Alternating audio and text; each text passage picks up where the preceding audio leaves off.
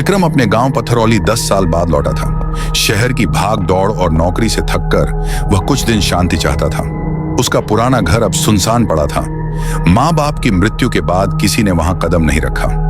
रात को जब वह पहली बार उस घर में सोने गया, उसे अजीब सी सरसराहट सुनाई दी, जैसे कोई खिड़की के बाहर खड़ा हो।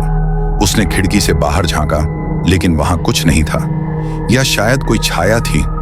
अगली सुबह गांव के बूढ़े बुजुर्ग ने उसे चेतावनी दी, विक्रम बेटा, वहां मत रुक, उस घर में अब कोई नहीं रहता, लेकिन कोई चला भी नहीं जाता।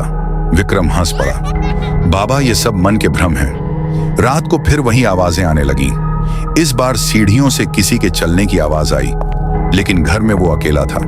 उसने मोबाइल उठाया, टॉर्च ऑन की और देखा, एक औरत की परछाई सीढ़ियों के नीचे खड़ी थी। चेहरा नहीं दिख रहा था, बस सफेद साड़ी और लंबे उलझे बाल।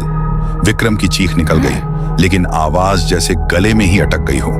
वो भागा इन दरवाजा खोलने, लेकिन दरवाजा अपने आप बंद हो गया। वह औरत धीरे धीरे सीढ़ियों पर चढ़ने लगी। ठक ठक ठक, उसने फुसफुसाकर कहा, क्यों लौटे हो विक्रम? हमें तो तुमने मरने दिया था। विक्रम को अब याद आने लगा, 10 साल पहले जब उसके माँ बाप बीमार थे, वो गांव लौट नहीं पाया था। अकेलेपन में उनकी मौत हो गई थी, और अब वो लौट आया था, पर जो पीछे छूट गया था वो माफ नहीं करता। सुबह गांव वालों ने घर का दरवाजा टूटा पाया। भीतर कोई नहीं था, बस सीढ़ियों पर जली हुई मोमबत्तियों की लकीर और दीवार पर खून से लिखा हुआ एक शब्द।